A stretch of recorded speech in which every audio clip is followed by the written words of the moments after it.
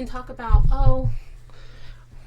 setting up we need space. more time before we talk about so and so or not, because we can kind of like share the process a little bit. Okay. Kind of the vibe. Okay, so Jade and Army, this is going to be a little bit weird of an episode. We're trying to outline while we record, which may sound differently, but sometimes when we organically come upon the information to each other, I feel like we should have recorded the process. Yeah, sometimes it comes out better. Like, honestly, like, sometimes when we're just discussing it organically, it just sounds so much better. So right now we're divinating with the Norse god Tyr. He's associated with the sign Libra. Yes, the sign Libra. He's associated with, Yes. And we're using runes. So, Cinnamon Grove is an expert rune reader. You can get a rune reading from her off of her Ko-fi. It's Kofi. Buy me a cup of coffee. I do online readings that way. And it's linked, I think. It is linked. Yes. Go find the link. Yes. So before we talk to any entity or about any entity, we do divination with them. I do the runes. So I pulled out Tyr's rune, and that's the basis for the reading. And then I'm going to read the runes and then kind of figure out how he wants me to talk about them, if he wants me to talk about them. I guess I could just kind of explain the process as I do it. So I shake. You heard noise. That was shaking runes, and I threw them on a woven kind of mat. And the runes that came out, all the names are weird, so I'm not really going to pronounce like the names of each one. There's multiple of them. They all look like shapes. So there is the shape about movement, potential, growth, a gift, need, community, enlightenment, journeying the realms, and motherhood, but in a negative light. So I'm getting a yes. He wants us to talk about him and about the potential things that could have happened. He has a whole little story, and as well as like how he affected the Norse pantheon with the things that he did. The motherhood one in reverse, I'm kind of confused about. So I'm gonna have to dig more into his lore. But so yeah, Tyr's fine with us talking about him. Right. He's just like, there's a lot that happened. Is he in this book? I don't know if he's in that one. I don't think this one. I don't remember seeing him in this book. So we pulled out the Encyclopedia of Spirits, and then I have a Myths of Norsemen from the Eddas and Sagas, and I have him in here as well. He's on page 81 in here. The big thing that Tyr is known for in the Norse mythology is when he was trying to calm the wolf Fenrir, and they were trying to capture the wolf Fenrir, and Fenrir ate off Tyr's hand. Tyr. Ah. Yes. This is a short snippet. Do you want me to read from Yeah, you this can book read, first? and I'll look more into this. Okay. So, ow, my elbow. I just elbowed myself on the corner of the bed. Okay. Tyr means master of the temple. Origin is Norse, of course. So, Tyr is the one-handed lord of the sky, war, and justice. So, justice is where he's associated with Libra. And self-sacrifice. Self-sacrifice is where the one-handedness comes in, but Cinnamon Grove can get more in on that in a minute. He is among the most ancient Norse deities. He may originally have been the head of the Aesir spirits before Odin assumed the role. Tyr sacrificed his hand to Fenrir wolf in order to maintain cosmic order. Yeah. Tyr is invoked for justice and legal matters. The Romans identified him with Mars. His day is Tuesday, literally Tyr's Day. Attribute is the arrow and the spear. His plant is a flowering spurge. His rune is Tiwaz. It looks like an arrow. It looks like an arrow pointing up. His number is 17. His sacred site, Tyr, is venerated in groves. Oh, like Cinnamon Grove. Okay. Also see Aesir, Mars, and Odin. So that's all we have in this book about Tyr. So that was very short. I'm sure what Cinnamon Grove has is a little more in depth. The other book I have that is about the Norse pantheon has. What are you doing? The kitten is kittening. She really is. She's trying to play with the runes. She's trying to play with Walmart bags. She's just a mess. She likes the crinkles. She does. So it says that Tyr, his mother is Frigga, not Freya, Frigga, Frigga. The spelling is a little weird when we look at spelling when it comes to entities. Marital honor, one of the 12 principal deities of Asgard. A lot of this talks about like the sagas, but also like how they were worshipped in time. It says that he sat with Odin in the 12 chairs. Ultimately, the number 12 is very significant, and I talked about this on Friday 13th on my Facebook pages, personal Cinnamon Grove pages. There were 12 main deities in Asgard, but Loki made 13. So, like, that also doesn't help 13 being an quote-unquote, air quote, unlucky number. Right, yeah. So, I mean, I know that's kind of weird to mention, but I'm saying because it's something they're talking about. There's 12 thrones in Asgard, and Tyr sits on them. Just so you know who does sit on them and who doesn't. I didn't go through every one, but Loki does not sit on the throne. There's other, other people that do. Yeah, it talks in this book more about like the different Eddas and sagas and how he was like worshipped and how they worship them over time. The big thing on here that I had mentioned was the one most people know him from was how he gave his hand to Fenrir pretty much. That was right before Ragnarok, where they were rounding up all of Loki's monster children, and Tyr's mostly known for that in the Eddas and sagas because it was like the last big thing that he did. You can look at the other things that he's done, but when you talk about Tyr or his rune, it's mostly about the sacrifice of losing his hand. Yeah. Versus the other things, like he's not just a sacrifice god, but he's for balance. Hence, mentioning him in Libra season. He balanced with like his god, like he lost a body part to balance out the cosmic good within the pantheon right before Ragnarok happened. Right. That's mostly what he's well known for, honestly. That's pretty much, it just breaks down that part like over the course of 4 pages. The other things talk about him being for victory and like things that he would do for people over like worshiping him for victory and stuff like that, because he is a god of war as well. But because he's a god of war, he also is a god of sacrifice. War is not pretty. No. So if you want to work with Tyr, in here it doesn't really say like what to do. Personally, with the Norse entities, I don't see that they care a lot about a space as in an altar. They care more about devotional acts. There are things that he is associated with. The rune, he has a rune, he has a day. I would focus on kind of the Mars aspect, right?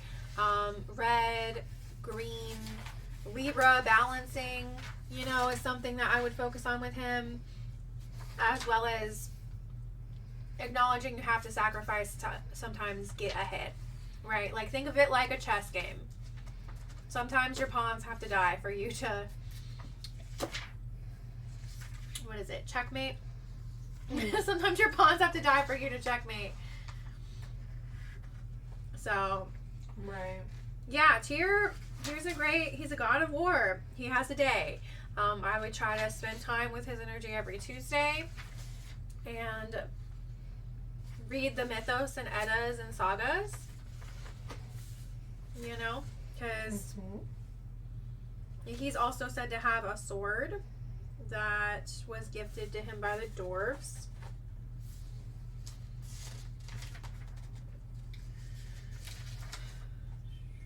Yeah. The Norns said whoever wielded the sword would conquer the world. And would also die by it. It kind of sounds like a verse in the Bible, doesn't it? Who lives by the sword dies by it. Yeah. Yeah, it does. Yeah. So that is a little snippet of Tyr. I'm not really seeing the mom thing, other than the fact that his mother is said to be Frigg. So I'm probably going to do some more digging on that specific. Says he doesn't have a special dwelling, but he's welcome in Valhalla. Because other entities in the Norse pantheon have a special realm, like Freya has Folkwinsgard. I'm probably saying that wrong. I'll spell it out. Look at the captions, where she owns that realm. That's her realm, and Hel has Helheim. So it kind of seems like because of his sacrifice and his position, he doesn't have a specific location, which is kind of sad. We don't like that. But at least he has a throne. He does have a throne. You're right. He's well known. Look, he fights the battles with, the North is all about fighting the battles. Yes. Okay. What did you flip over there to?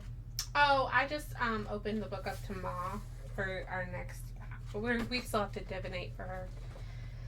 I don't know if you were still gonna dig into Frigg or what. I can, but that's more me looking at that while. Do you need I guess more? we divinate. Do you need Frigg in this book too? No, I can find her in here. She's in here. The Egyptian deck is under that ball of yarn. Ball of yarn. There's bunch of yarn because spell work. Put it to the side. I was gonna Google Frigg and Tyr because sometimes when I do that, I find better. Yes. Well, let's look into a little bit about Frigg because he did mention in the rune reading about mom. His mom. Mom. Maybe we can talk about how just about how Frigg is different from Freya. And maybe hot take, Frigg is different from Freya. Some people might not agree, but I think there's enough reasonable evidence to support that Frigg is different from Freya. There's lots of stories in the Norse pantheon. I think that support what Not Only Spiritual Guru was saying, but also support Frigg and Tyr being in the same location, and that's the unfortunate part when you look at mythos, right? Is that if he's mentioning a story with him and his mom, it could be Baldur's death, it could be when Loki wasn't invited to the party, it could be Ragnarok, right? Like, when he lost his hand, it was in front of pretty much the majority of the Aesir, which are not the Vanir, even though Freya is considered a Vanir. She was adopted into the Aesir pantheon. So it's like, I'm not really sure what he wants to mention other than maybe like Frigg is his mom and she's not Freya, and then that she had to deal with a lot of things revolving their mythos together. Because it does mention Baldur's death in his little section as well, which we can talk about, but like, I don't really know specifically why he would want to talk about that. That's the thing. And this is what the entities confuse us on. And this is why it takes us so long to dig and dig and dig. Because they want us to specifically cover certain things. So I'm going to continue to dig, try to figure out what it is he wants me to say. And we will also divinate simultaneously. We also didn't light candle for him. Yeah, let's light a candle for him. Maybe he'll help us, give us more illumination.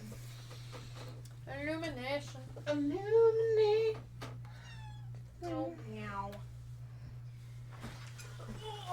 All the digging and walking.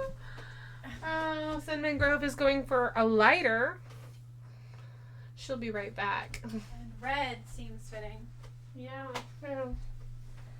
There we go. So we're going to light a green candle because that's what I honestly felt like was needed for the situation. I know it sounds weird and we just said red and all of that, But red and green are opposites. And opposites are about balance. And so is Libra. Oh, what she said. Opposites on the color wheel. You know. Any hairstylist will tell you.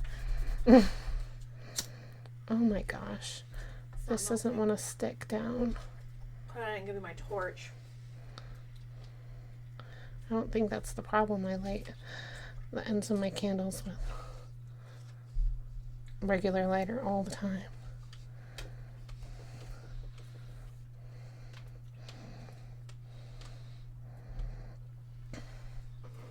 Okay.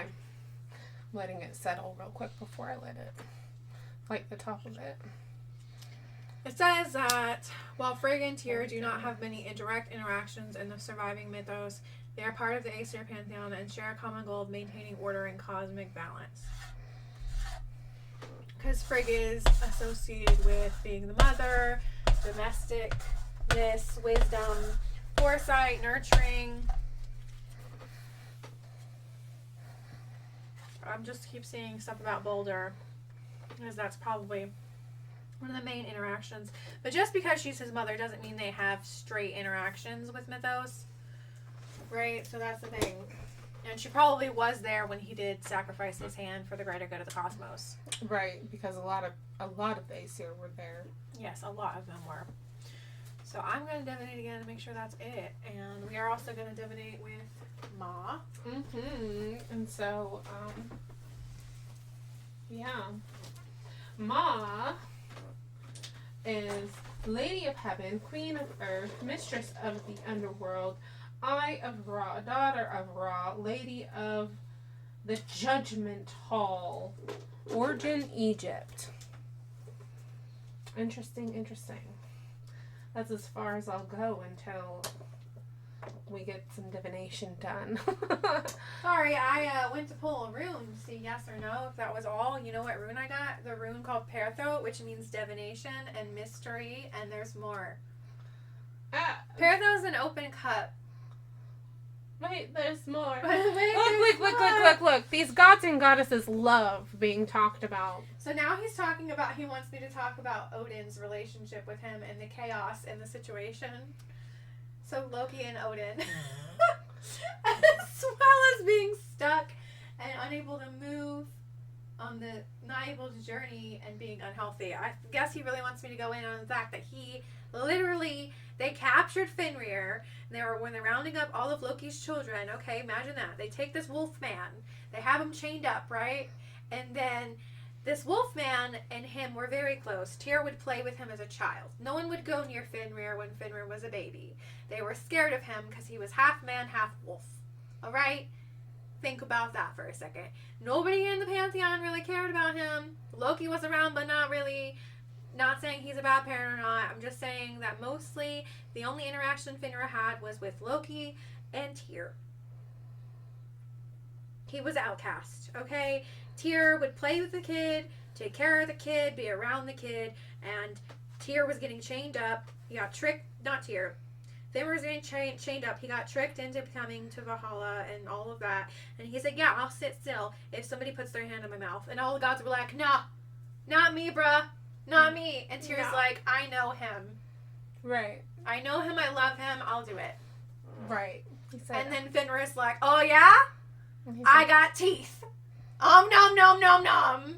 Oh, no. And takes his hand. But Tyr realized that it needed to happen, and Fenrir was getting vengeance. And from there, the story gets changed to Ragnarok happening. Yes. Now, I'm not saying the Aesir gods were right for capturing all of Loki's children, and I'm not saying they were wrong either. Alright? Yeah. But a lot of that order was from Odin. Yeah. Because of Loki having children that were half monster and half not. With god power. Yes.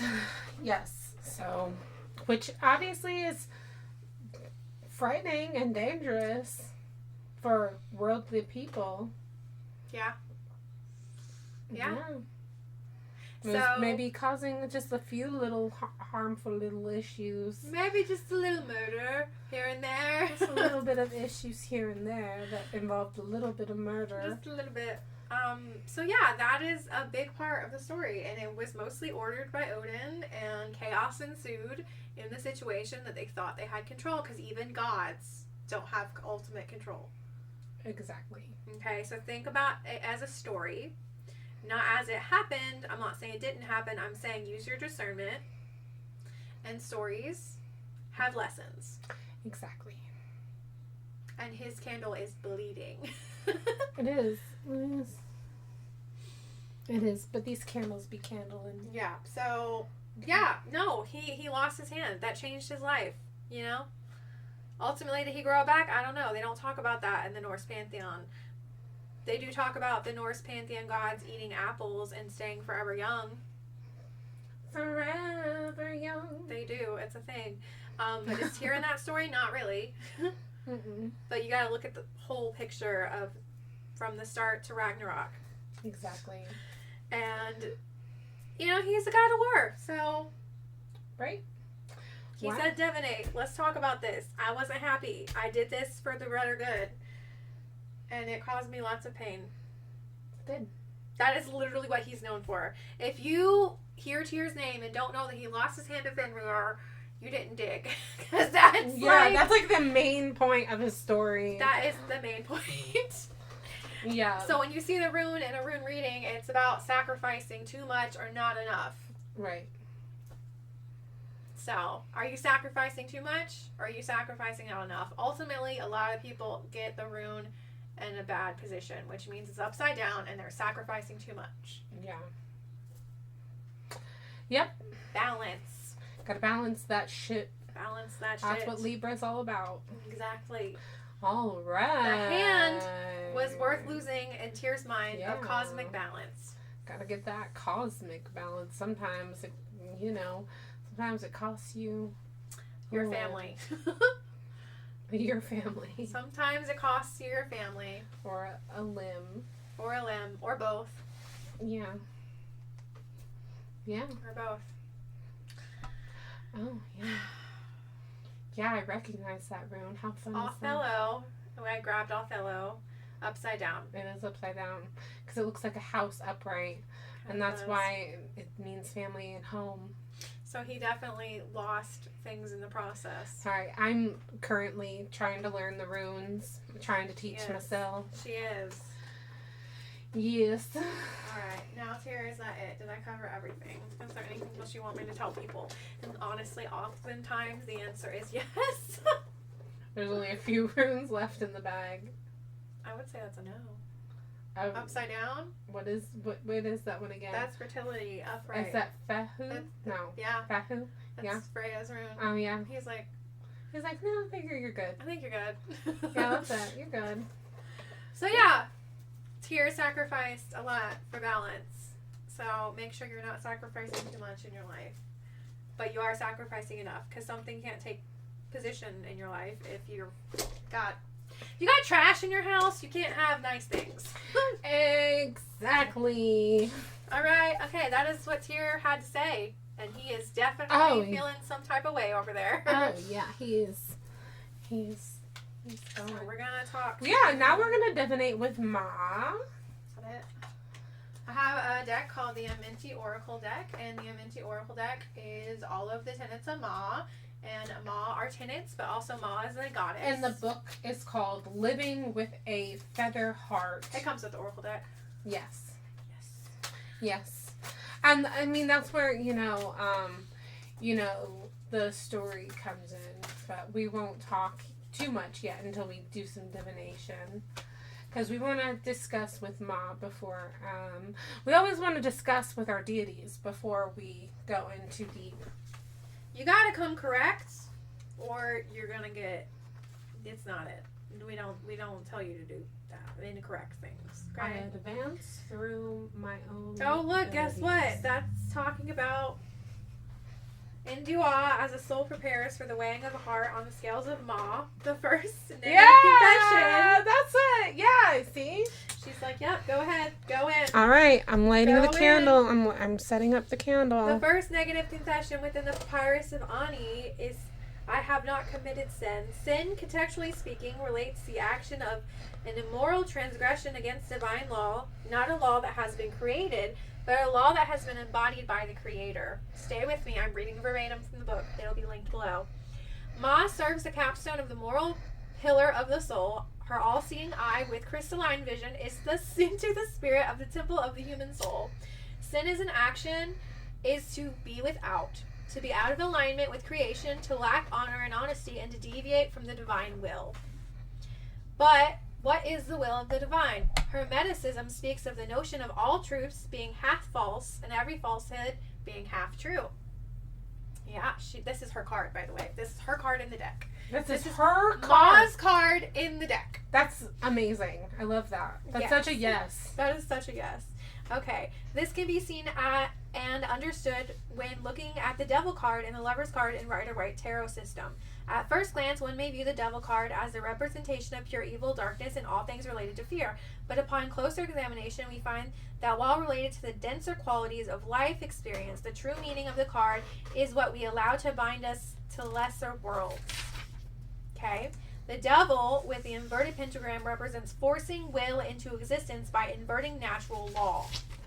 The chains worn around the neck of the man and the woman standing underneath the Devil's throne are loose enough for either to take off at any time, yet out of fear they remain shackled. Their desires have inverted their natural instincts and their inherent wisdom of love as the fuel of the divine and the vehicle with which you may journey into any desire, as long as it is rooted in true wisdom of the heart. The Lover is the opposing card to the Devil. And while some may interpret this card as the notion of lovers in a sense of a romantic relationship, metaphorically speaking, it relates to the alchemical force that radiates in your actions and desires when love takes precedence over fear and wisdom in the primary desire. Manifestations fluidly materialize with ease as the light of the sun radiates vision onto the path ahead. In applying these metaphors to advance through your own abilities, one must remember the root of each desire we wish to advance towards and ask if it is aligned with love or fear. When a desire is fear-based, it can cause to sinful actions such as lies, deceit, cheating, and other darker forces, which ultimately stain your spirit, weigh down your heart, and lose the light of divine harmony and the void of the ego's need for validation.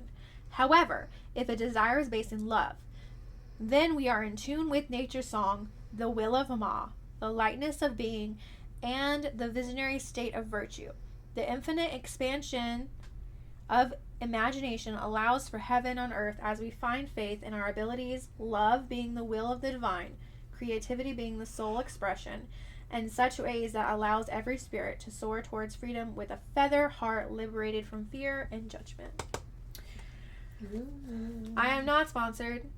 If you work with a Kemetic pantheon, or you follow closely the Christian religion, and you are a practitioner, I suggest you get this right here, because this book is a whole deck, and I don't really bring it on readings with me because I have to read the whole page, because the truth I just dropped on you was truthin'. Yes. So, we'll read through each of the tenets. But not in depth. But not in depth, just the main names of the tenets. But that was Ma's card, and that was about balancing and identifying, like I said, identifying what your actions align with and what you align with. And that is literally the primary base of Kemetic religion. Yes. Yes.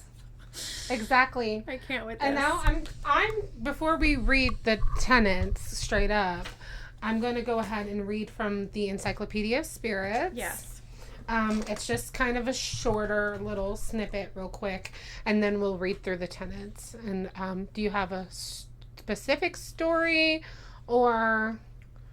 I feel like she just wants to focus on... She just wants to focus on the tenets. The tenets, because that's what she's known for. Mm-hmm. That's true. So, okay, like I said, Lady of Heaven, Queen of Earth, Mistress of the Underworld, Eye of Ra, Daughter of Ra, Lady of the Judgment Hall, Origin Egypt. Ma is a word, a concept, and a goddess. Understand that. My phone didn't understand that. I'm sorry. No one asked you, phone. No one asked it. Ma is a word meaning true, genuine, and the real thing. Thus, kaspat ma means real lapis lazuli, as opposed to blue paste. Yeah. Ma, the concept, is a state of sacred harmony linking the mundane world with the divine. Ma, consisting of truth, justice, and balance, is the state of grace which can be damaged by human action and negative emotions like greed. An Egyptian network of temples and divine rituals existed to maintain and preserve the state of Ma.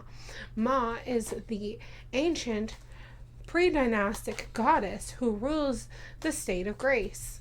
She is the goddess of truth, order, and natural, ethical, and moral law, the spirit of what is right versus what is merely legal or lawful.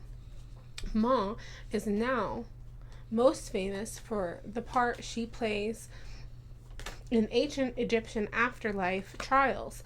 At the final judgment, the dead individual's heart is weighed against the feather of Ma. The heart must equal or weigh less than Ma's feather. If the heart weight tips the scale, that person is denied eternal life. Ma is not only a goddess of the afterlife, she has historically been venerated as a personal goddess and held up as an example of the righteous moral code which ensures connection with the divine and the soul's survival. Ma is closely associated with Lord Thoth. They stand together in Ra's bark and are sometimes envisioned as married. Manifestation. Ma is a beautiful woman who may have wings. She may wear her signature feather on her head. Iconography. She is sometimes portrayed as a woman with an ostrich feather on her head. Attribute. Ostrich feather, scales of justice. Consort, Thoth. Birds, ostrich or vulture. Her star, Vega. Also see Metis. Michael, Thoth. It's funny because we're going to be talking about Michael. We're going to be talking about Michael, and it's funny that it says see also Metis, because Metis is one about Themis. is one of Zeus's wife, and we're going to be talking about one of Zeus's other wives, Themis. We are. Thoth was the god of knowledge. I don't, it's conflicting, right, when we're looking at mythos. I also want to state that iconography, right, it does say it says wings and a feather. So when you look at ancient hieroglyphs and pyramids and all of that, no, he's done. He's like, you covered everything. He burned up quick. He said you covered everything. Look. So we're talking about Tyr's candle. He burnt it quickly. I was gonna say, Ma is building a bridge, bro. Yeah, she is. So Ma's depiction is wings and an ostrich feather. But when you look at other, I don't know. When you look at other pictures, you can maybe mix up Ma's depiction with Isis's, the goddess Aset depiction, because she's also seen to have wings. However, her headpiece is a throne. Versus Ma's, which is a feather. And people mix them up, just like we talked about Aphrodite and Amphitrite. They might look the same, but they are not the same. Right? They also mix up Hera with them, depictions of Hera, because Hera can also be depicted with crab headpiece as well. So, not just peacock, but she also has crab association. Because that is hers. Yeah. Okay. So it can be confusing with these different entities and their symbolisms. Okay, so Kemetic living, working with Egyptian pantheon, if you're primarily based with Egyptian pantheon, follows ideals and tenets, and the tenets are the ideals of Ma, tenets of Ma, and there's 42, and for every one there's a negative confession. We're not going to get into negative confessions. We're just going to state the positive confessions. Mm-hmm. At the end of your lifetime, if you follow Kemeticism, there's a belief that you go and your heart is weighed against a feather, and if you are if the heart weighs more than the feather, you don't get to reincarnate or go to the next life. Pretty much, you have to have a heart that is lighter than a feather. Mm-hmm. So, quote unquote sins based on what you did in your life. Okay. Yes. Ideals of Ma are: I honor virtue, I benefit with gratitude, I am peaceful, I respect the properties of other, I affirm that all life is sacred, I give offerings that are genuine, I live in truth, I regard all altars with respect, I speak with sincerity, I consume only my fair share, I offer words of good intent, I relate in peace, I honor animals with reverence, I can be trusted, I care for the earth, I keep my own counsel. I speak positively of others. I remain in balance with my emotions. I am trustful in my relationships. I hold purity in high esteem. I spread joy. I do the best I can. I communicate with compassion. I listen to opposing opinions. I create harmony. I invoke laughter. I am open to love in various forms. I am forgiving. I am kind. I act respectfully to others. There's a lot of withholding yourself in a good manner, right? I am accepting. I follow my inner guidance. I converse with awareness. I do good. I give blessings. I keep the waters pure. I speak with good intent. I praise the goddess and the god. I am humble. I achieve with integrity. I advance through my own abilities. I embrace all. A lot of it is not doing bad, pretty much. Doing good things. Don't steal. Don't lie. Your words mean don't hurt people. Yeah. Yeah. A big thing in a Kemetic religion too is that your words are spells. Yes. And that you need to think before you speak. And a lot of the whole I consume my fair share and other things about stuff like that is wastefulness. At the time they were, living in the desert. You gotta make sure you're not overeating or over drinking. You have to consume your fair share. Right. Don't be over here just mindlessly living. Yeah, don't be doing that. Okay? A big thing with Kemetic practitioners is you do not throw away food. You do not. You do not do that. Do not do that. Mm-mm. No. So that's pretty much Ma. That's what she wanted us to cover. She is a goddess in her own right. However, how she lives on isn't so much as worship, but tenets that in the Egyptian religion you're expected to live by. Exactly. Just like commandments. Because there's some correlation. And Jewish. Yeah. There's some correlation, like I said. Yes, so, yeah. So, did you pull Michael already? Oh, wow. I did. Oh, wow. What does Michael have to say? He said, talk about it quickly. Talk about it quickly? Why did he say talk about it quickly? He said, I said, do you want us to talk about it? And I got King of Swords. Well, if we're going to talk about him... Next to the chariot. If we're going to talk about him now, before I leave, we have to talk about him quickly because I have to leave in 15 minutes. I don't even know how to start with him, and I don't know if that's enough time. Hi there. It's currently... It's 2:15 in the evening when we're recording this. We can continue Michael and Themis. Another day. Yeah, on another day. We've got most of this in the bag. This is all we have left of Libra season. That's all we have left of Libra season. Yeah. Are we going to do separate episodes? Might as well. All right. Come back for Michael and Themis. Yeah, come back for them. I feel like Michael is going to have us talk a lot. Quickly. Look, when we met him, it was crazy, so I wouldn't be surprised. Yeah, no, him and his robot talking in your head. You did it. I didn't say that. I said it before, but We're gonna have a good time. We're gonna talk about Michael. It'll be great. I think we have Michael in the Encyclopedia of Spirits, but we have Saint Michael in the Mystic Saints and Sages. maybe there's no angels in there. I know, but Saint Michael is kind of like the same, but come back.